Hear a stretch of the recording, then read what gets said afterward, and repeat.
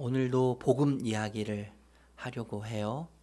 복음 이야기를 하려고 하는데 오늘은 세 번째 복음, 우리 예배 후에 설교 후에 고백하는 복음 고백 네 가지 중에 세 번째 오늘 함께 살펴보도록 하겠는데 복음 고백 세 번째 고백을 다시 한번 우리 같이 한번 고백하도록 할까요? 시작. 하나님이 제게 어떻게 행하셨는지를 기억하여 저도 다른 이들을 대하게 하옵소서. 하나님이 나를 어떻게 받으셨고 하나님이 나를 어떻게 대하셨는가, 하나님 어떤 호의와 관대를 나에게 베풀어 주셨고 그 호의와 관대를 받은 나로서 내가 어떻게 변화된 삶을, 그 호의와 사랑이 나를 어떻게 변화시켜서 거기에 반응하는 삶을 살아낼 수 있을까에 대한 이야기라고 생각하시면 좋을 것 같아요. 여러분, 아프리카 잠비아에 바벤바라고 하는 소수 종족이 있습니다. 소수 부족인데 아주 독특한 전통이 있어요. 어떤 사람이 죄를 지으면 이 사람을 마을 그 공터, 넓은 공터 한가운데 세웁니다. 그리고 모든 마을 사람들이 나와서 죄를 지은 그 사람을 동그랗게 이렇게 감싸요. 성경의 말씀이 좀 기억나지 않으세요? 가늠한 여인, 마을 사람들이 이렇게 둘러쳐서 이스라엘 백성들을 뭘 했어요? 율법에 준해서 돌을 쳐서 죽이는 그런 일들을 벌이는데, 참 독특하게 이 민족은 모든 마을 사람들이 함께 죄를 지은 사람 그 원을 뺑 둘러서 이렇게 쓴 다음에 한 사람씩 이 사람을 칭찬하기 시작한다는 거예요. 예, 칭찬을 하는데 한 사람도 빠지지 않고 모든 사람이 한 명씩 나와서 죄를 지은 그 사람을 칭찬합니다. 내가 사냥을 갔다가 다리를 다친 적이 있는데 당신이 나를 업어서 집까지 안전하게 데려다 주었습니다. 이렇게 칭찬하는 사람도 있고, 내가 능력이 잘 안 돼가지고 사냥 도구를 만들어야 되는데 이 도구를 만들지 못하고 있을 때 당신이 나를 도와준 적이 있습니다. 이렇게 이야기하기도 한다는 거죠. 먹을 것이 없을 때 당신이 사냥을 해서 우리 가정을 위해서 먹을 것은 준 적이 있습니다. 내가 좀 소심해서 사람들과 잘 어울리지 못했는데 그런 나에게 당신이 유일한 친구가 되어주었습니다. 예. 단 한 명도 빠짐없이 칭찬을 하고 나면 마을 잔치를 열기 시작한다는 거예요. 예. 마을 잔치를 열기 시작하는데 죄 지은 사람에게 너는 비록 죄를 지었지만 본성은 착한 사람이야. 너는 너무 소중한 사람이야. 너는 우리 부족의 우리 소수 민족이지만 그렇지만 너는 꼭 필요한 사람이야. 그래서 이런 의미를 담아서 이제 너는 새 사람이 되었다. 그래서 마을에 잔치를 열기 시작한다는 거예요. 이런 전통 때문인지 이 바벤바 부족에게는 범죄가 일어날 확률이 아주 희박하다고 합니다. 그래서 1년에 한두 번 정도 잔치를 벌릴까 말까 하는 정도로 아주 범죄 일어날 확률이 극히 희박하다는 거예요. 여러분, 하나님이 우리를 어떻게 변화시키셨죠? 하나님이 우리를 어떻게 새로운 사람 되도록 하셨습니까? 우리의 죄악과 어둠과 우리의 천박함과 우리의 연약함에 대해서 벌하시고 달게 벌을 받게 하시고 죗값을 치르게 하심으로 우리를 변화시키셨습니까? 1997년 제가 대학교 2학년 때였는데요. 8월입니다. 괌에서 대한항공 비행기가 산에 추락을 했어요. 여러분 사건을 기억하시는 분도 계시겠지만 이때 사고로 229명이 죽고 25명이 부상을 입었습니다. 근데 이 사고에서 국회의원, 이 정치인 중에 한 사람이 신기아 의원이 죽었어요. 신기아 의원이 죽게 됐는데 아들이 죽었다고 하는 이 노모가 소식을 듣고 나서 가슴을 치며 통곡하기 시작합니다. 그날부터 음식을 입에 대지 않았어요. 그리고 50일 동안 입에 대지 않고 가슴을 통곡하다가 결국 50일 만에 세상을 떠났습니다. 나중에 여러분 기사를 통해서 보니까요, 이 노모의 슬하에는 아들, 딸들이 많았다는 거예요. 아들, 딸들이 많았고 그 아들, 딸들이 낳은 손자, 손주, 손녀들이 굉장히 많았습니다. 그럼에도 불구하고 그 아들이 없기 때문에, 신기하라고 하는 아들이 없기 때문에 그 아들을 대신할 수 없는 것이죠. 모든 자식들이 있어도, 손주, 손녀들이 있어도 그 아들 한 명을 대신할 수 없는 거예요. 그래서 그 그리움 때문에 음식을 다 끊고 50일 만에 원통함으로 세상을 떠나는 것이죠. 여러분, 하나님이 우리를 변화시킨 방법이, 우리를 새롭게 하신 방법이 바로 이 방법이라고 생각해요. 이 방법이요. 뭐예요? 하나님은 마치 너 아니면 안 된다 이거죠. 너 아니면 안 돼. 나 아니면 안 된다는 마음으로 하나님은 위험한 호의를 베푸시죠.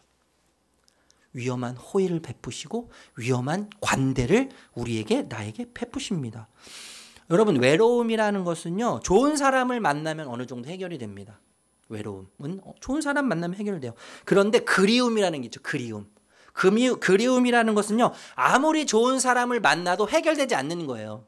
어떻게 해결돼요? 그리움은요, 그 사람이어야만 하는 거죠. 그 사람이어야만 해결되는 게 그리움이에요.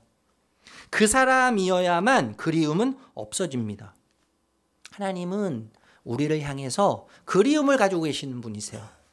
외로움이 아닌 그리움. 그래서 너 아니면 안 돼 이렇게 말씀하시는 거죠. 너 아니면 안 된다. 나는 너 아니면 안 돼. 너 없으면 안 돼. 그런 마음으로 우리에게 위험한 호의를 베푸시는 거예요. 위험한 관대를 베푸시는 것 아니겠습니까? 그래서 그 부당하고 위험한 관대와 호의가 우리를 바꾸셨습니다. 변화시키셨습니다. 아들까지 내어주는 위험한 호의죠. 위험한 호의. 아들까지 내어주는 위험한 부당한 관대로 우리를 변화시키셨어요. 여러분 생각해 보십시오. 하나님은 우리를 필요로 하지 않는 분이세요. 그분은 완벽하시고 온전하시고 100% 그 자체가, 그 존재 자체가 너무나도 완벽하시기 때문에 결코 우리를 필요로 하지 않으십니다. 그런데 왜 우리를 굳이 창조하셨을까요? 우리가 배신할 것을 알고도 창조하셨죠, 사실. 하나님 우리를 창조하실 때 죄를 지을 수도 있고 죄를 안 지을 수도 있는 존재로 창조하셨지만 우리는 죄를 지을 가능성이 농후한 자들이었어요. 그럼에도 불구하고 굳이 왜 우리를 창조하셨습니까? 여러분, 우리가 하나님을 배신했을 때 인간을 포기하고 새롭게 창조하시는 것이 하나님 입장에서 훨씬 편하셨을 거예요. 인간을 포기하고 새롭게 창조하시면 되는데 왜 포기하지 않으시고, 우리를 포기하지 않으시고 수많은 선지자들을 보내시고 마침내 아들 예수까지 보내셔서 십자가에 죽기까지 하시면서 왜 우리를 하나님의 하늘 가족 되게 하셨습니까? 왜 그렇게 하셨을까요? 왜 우리에게 이렇게 위험한 호의와 친절을 베푸셨을까요, 여러분? 너 아니면 안 된다. 너 아니면 안 된다. 너 아니면 나는 안 돼. 그 마음으로 우리를 사랑하셨기 때문 아니겠습니까? 변함없는 사랑의 의지와 책임으로 지금도 우리를 그분은 주목하고 계시죠. 우리를 향한 위험한 호의와 관대, 부당한 사랑의 의지를 여러분 생각해 보십시오. 하나님은 무조건 조건 없이 나를 위험한 관대와 호의를 베푸시는데 마땅히 되어야 할 내가 아니라, 마땅히 되어야 할 내가 아니라 있는 그대로의 나에게 위험한 관대와 호의를 베푸신다는 사실이에요. 마땅히 되어야 할 나, 절대자가 원하는 자격과 기준의 일에는 어떤 마땅히 되어야 할 조건적 내가 아니라 있는 그대로의, 천박한 그대로의, 찌질한 그대로의 나죠. 그대로의 나를 받으시고 관대하게 호의를 베푸신다는 거예요. 왜냐하면 우리는 절대로 마땅히 되어야 하는 모습을 갖출 수 없기 때문이에요. 우리는 그런 모습을 절대 갖출 수 없습니다. 마땅히 절대자 앞에서 갖추어야 할 나로 존재할 수 있는 나는 없어요. 그것을 아시기 때문에 위험한 관대와 호의를 베푸시는 것이죠. 여러분, 하나님은요, 우리를 구원하셨을 때 하나님의 은혜를 받을 만한 자격이 없지 않았습니까? 하나님이 우리에게 은혜를 베푸셨을 때 우리는 은혜를 받을 만한 자격이 없었어요. 예수님은 내가 용서받고 용납되어 변화된 이후에 우리에게 은혜를 베푸신 것이 아니라 그 이전이죠. 그 이전, 용납되고 용서되기 이전에 먼저 우리에게 용서를, 또 은혜를, 호의를 베풀어 주셨습니다. 그래서 내가 의인이 되었을 때가 아니라 성경은 뭐라고 이야기해요? 내가 아직 죄인 되었을 때에 예수 그리스도께서 십자가에 죽으셨다고 이야기하는 거예요. 여러분, 내가 아직 죄인 되었을 때라고 하는데, 죄인, 여러분, 죄인은 우리가 잘 알고 있잖아요. 진짜 주인이신 하나님을 주인으로 인정하지 않고 스스로 주인이 되는 거죠. 스스로 주인이 되는 거예요. 자신의 한계를 받아들이지 않아요. 스스로 주인이 되어서 자신의 한계를 받아들이지 않고 자기를 세상의 중심에 놓으려고 하는 무한한 욕심이 죄인 안에 뿌리 박혀 있는 것이죠. 그것이 죄인이에요, 여러분. 내 스스로 중심이 되는 거예요. 그래서 세상의 모든 것을 내 중심에 놓으려고 하는, 내 중심에서 모든 것을 해석하려고 하는 무한 욕심. 이게 죄인들의 욕심인 것이죠. 그런데 여러분, 예수님은요, 진짜 세상의 중심이시죠. 주인이신 그분이 나를 위해서 죽으셨습니다. 죽으심으로 위대한 관대와 호의를 베풀어 주셨습니다. 여러분, 복음을 담은 하나님의 사람들, 신자인 우리에게 나타나야 하는 명확한 표시는 무엇일까요? 우리 모두가 다 하나님의 사람들인데, 하나님의 사람으로서, 신자로서 우리 삶에 명확하게, 누가 뭐라 그래도 명확하게 드러나는 표시는 여러분 무엇이겠습니까? 옷을 입는 방식입니까? 옷을 입는 방식? 귀걸이, 그 버스 손잡이만한 귀걸이 막 하고 다니시는 분들 계시는데요. 그런 거 안 하는 겁니까? 항상 단정하게, 염색도 안 해야 되고, 술, 담배 안 해야 되고, 회사나 버스 뭐 이런 그 공공장소 같은 데서 식사할 때 기도해야 하고, 십자가를 자동차에 꼭 걸어야 되고, 그리고 성경책을 어디에 둬요? 자동차 그 뒷유리 그 트렁크에 있는데 항상 두죠. 그러니까 보면요, 여러분 100%다 먼지가 뽀얗게 앉아 있어요. 부적으로 생각하는 거죠. 부적. 성경을 여기다 놔두면 하나님이 이 차를 보호해 주실 거야. 부적으로 생각하는 거 아니에요? 부적이요. 그런 것들이 여러분 하나님의 사람들에게 나타나는 명확한 표시라고 할 수 있겠습니까? 훈련을 잘 받는 겁니까? 큰 소리로 방언기도 하고, 뭐 치유에 막 능력이 나타나고, 예언도 하고, 성령의 은사는 막 화려하게 나타나는 것. 봉사도 열심히 하고요, 섬김도 잘하고, 또 헌금도 열심히 하고, 수많은 종교적 행위들, 이런 것들을 여러분 신자에게 나타나는 명확한 표시라고 이야기할 수 있겠습니까? 물론 여러분 이런 것들을 무시할 수는 없어요. 100% 무시할 수도 없습니다. 중요한 것은 뭐냐면 신자에게는 변화된 무언가가 반드시 표면적으로 나타나게 되어 있다는 것이에요. 이게 핵심이에요. 표면적으로 신자에게는 반드시 무언가가 나타나게 되어 있습니다.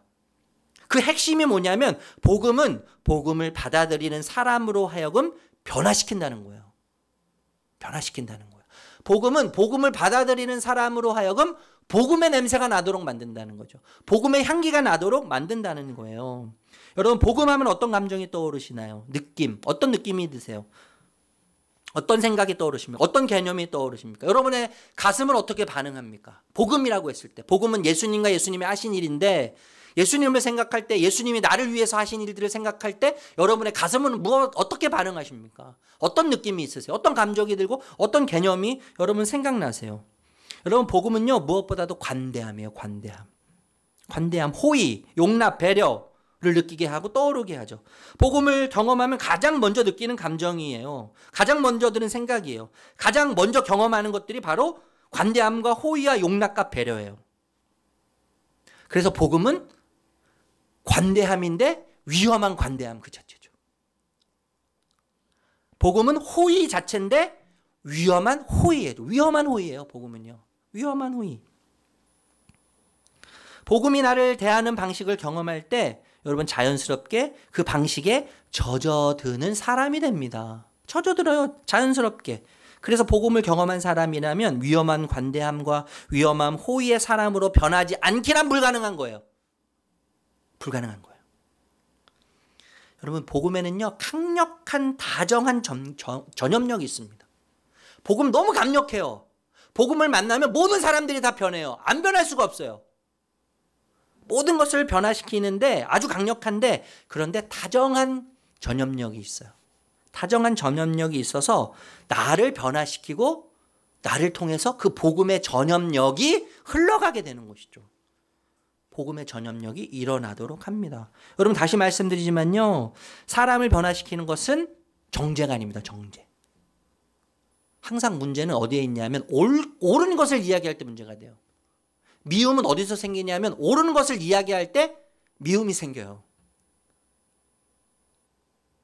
누가 옳았냐? 네가 옳았냐? 내가 옳았냐? 맞는 말이 상처 주는 거예요, 여러분. 맞는 말이요. 그렇죠? 부모가 자녀에게 맞는 말 하거든요. 제가 어제 우리 아들한테도 맞는 말을 했어요. 상처를 엄청 받았을 거예요. 틀린 말이 아니거든요. 여러분 아내가 남편에게 바른 말을 해요? 옳은 말을 해요? 허물 벗듯이 벗어서 그냥 그 자리에 놓지 말고 좀 빨래통에 집어넣어 여보. 맞는 말이죠. 근데 그걸 상처받는 거죠. 그걸. 저는 상처받아요. 지금은 허물 벗듯이 안 벗지만 여러분 항상 옳은 말이 상처 주는 거예요. 옳은 말이, 바른 말이 상처 주는 겁니다. 사람을 변화시키는 것은 정죄와 처벌이 아닙니다, 여러분. 위험한 관대함이고 호의고 사랑이 사람을 변화시키는 거예요. 위험한 호의와 관대를 경험한 사람이 위대한 호의와 관대를 베푸는 사람으로 변화되는 것은 너무나도 자연스러운 일이죠. 너무나도 자연스러운 일입니다. 그래서 복음은 정말로 복음을 믿는 사람으로 하여금 복음처럼 되어가도록 하는 거예요. 복음은 복음을 믿는 사람으로 하여금 진짜 복음처럼 되어가게 해요. 진짜 복음처럼 되어가게 해요. 복음이 주인이 되고 그리고 그 복음을 받아들이는 사람은 복음의 종이 되어 노예가 되어 노예와 종으로 살아가게 하는 것입니다. 하나님이 나에게 보이신 그 위험한 관대함, 호의, 사랑이 내 안에 있다면 그 동일한 개념으로 다른 사람들을 대하지 못하는 것은 불가능한 거죠. 내가 하는 것이 아니라 복음이 나를 통해서 하기 때문에. 내가 한다면 못할 거예요, 여러분. 할 수가 없어요. 그런데 내 안에 복음이 들어와서 복음이 무엇이니, 복음의 능력이 그 관대함, 그 위험한 호의가 무엇이니를 경험하게 함으로 우리를 변화시키고 그 복음이 우리 안에 충만해져서 복음의 종이 되게 함으로 우리를 복음의 순복한 삶, 그 복음처럼 살아가게 하는 것이죠. 여러분 우리가 좀 전에 찬송가 305장 하지 않았습니까? 나 같은 죄인 살리신. 주 은혜 놀라워 잃었던 생명 찾았고 광명을 얻었네. 정말 은혜로운 찬양이죠.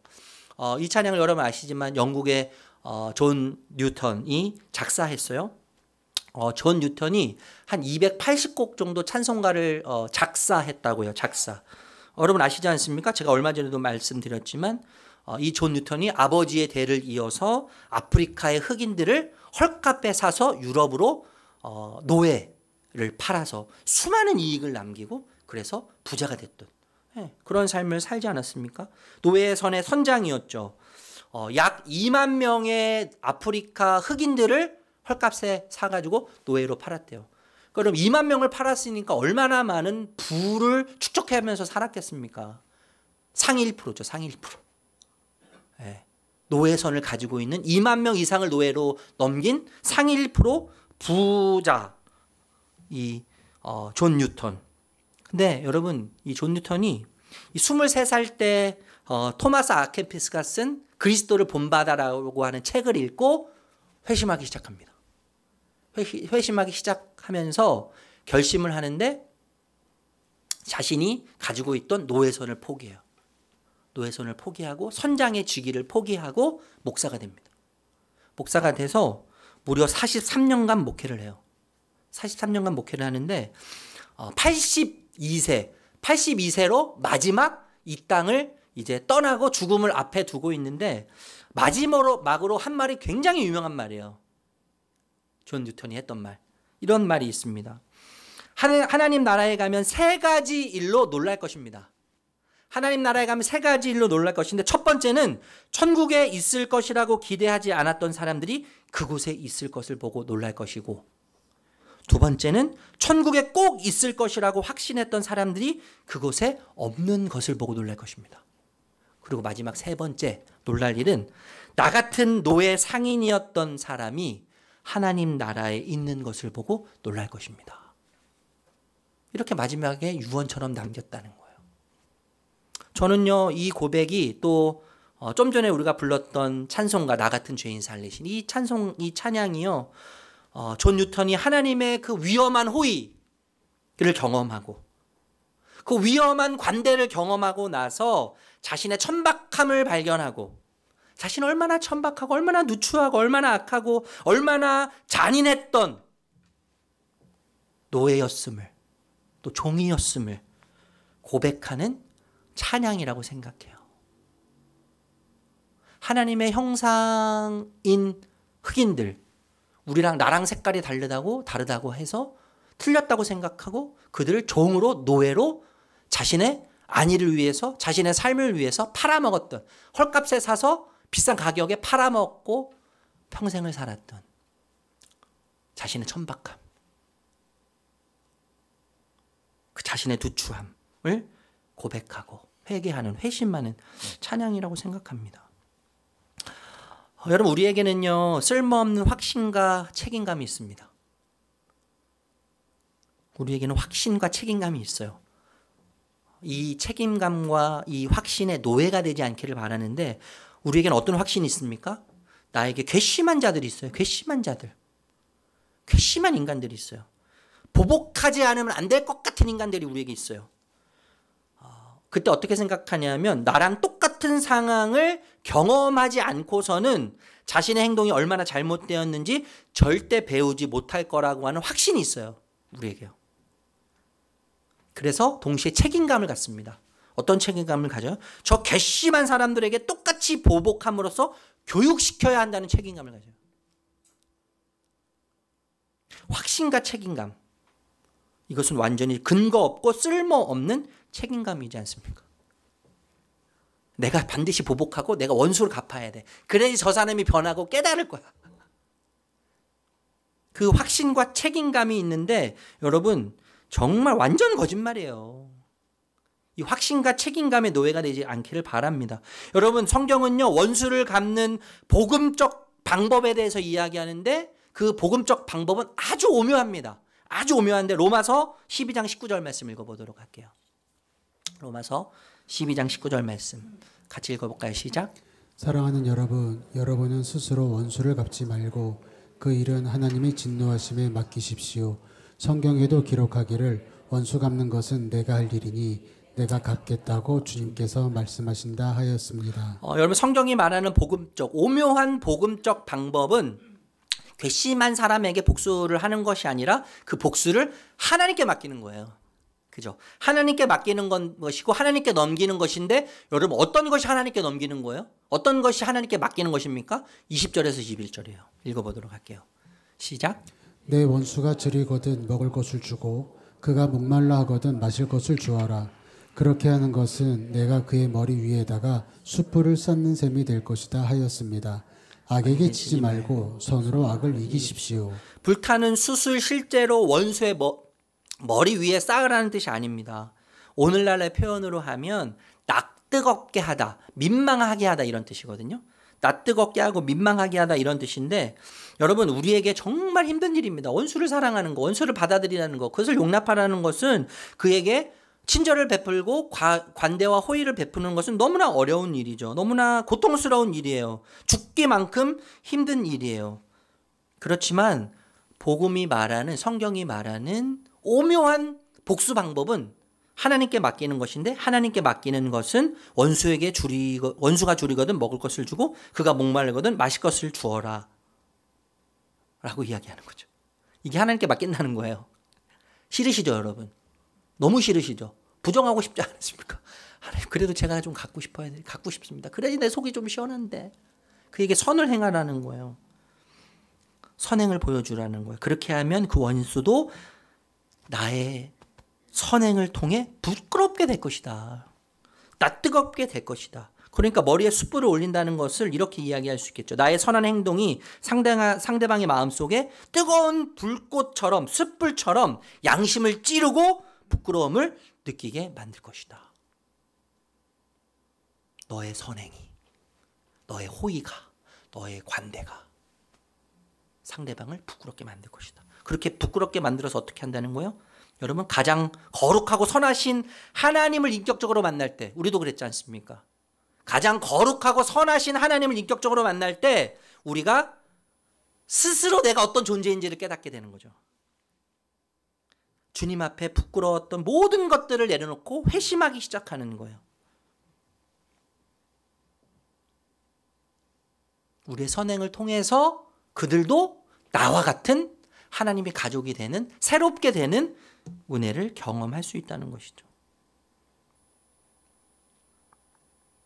그런데 여러분, 이 호의는요, 이 위험한 호의, 관대는 결국 나를 향한다는 거예요.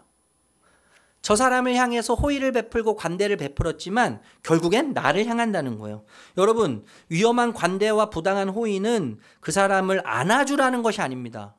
무조건 안아줘라, 그렇게 이야기하는 것이 아니라고 저는 생각해요. 내가 받은 억울한 상처를 잊어버리고 그냥 살아. 야, 왜 그깟 상처 가지고 그래? 그 아픔 가지고 그래? 그거 별거 아니야. 잊어버려. 쉽게 생각하라는 의미가 아니에요, 여러분. 그런 의미가 아니에요.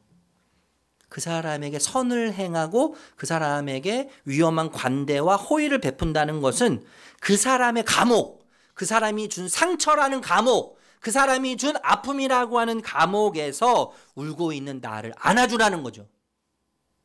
나를 향하는 거예요, 여러분. 위험한 관대와 호의는 그 사람에게 위험한 관대와 호의를 베품으로써 그 사람에게 갇혀있는 나를 안아주는 거예요. 그 사람의 상처에 갇혀있는 나를 안아주는 것입니다. 그리고 그 상처 위에 이제는 그 사람이 더 이상 영향력을 미치는 것이 아니라 주님의 손을 이제 얹게 함으로 그 상처에 주님이 다스리는 영역이 되도록 하는 고백이 담겨져 있는 것입니다. 그럼 하나님이 원하시는 복수 방법은 이런 거예요. 아주 역설적입니다. 아주 역설적이에요. 여러분, 복음은요, 항상 역설적인 걸 기억하세요. 복음은요, 항상 역설적이에요. 내 생각과 달라요. 내 생각과 항상 반대예요. 그래서 원수에게 선행을 베풀고 은혜를 나누는 것이죠. 하나님께서 신자에게 허락하신 유일한 복수 방법은 선행과 은혜를 베푸는 거예요. 호의를 베풀고 관대를 베푸는 거예요. 국률과 자비를 베품으로써 원수가 자신의 행동에 대한 후회와 수치를 갖게 되고 이를 통해 자신의 죄악을 돌이키게 될 뿐만 아니라 서로에게 평화와 화해가 이루어지는 것이 신자가 원수를 대하는 하나님의 소망입니다. 하나님의 소망. 우리를 향한 하나님의 소망인 것이죠. 그런데 여러분, 기억해야 될 것이 있습니다. 우리가 상대방에게 위험한 호의를 베풀고 위험한 관대를 보인다고 할지라도 상대방은 절대 변하지 않을 수 있다는 거예요. 절대 변하지 않을 수 있다는 거예요. 100% 변하지 않을 가능성이 농후하다는 거예요.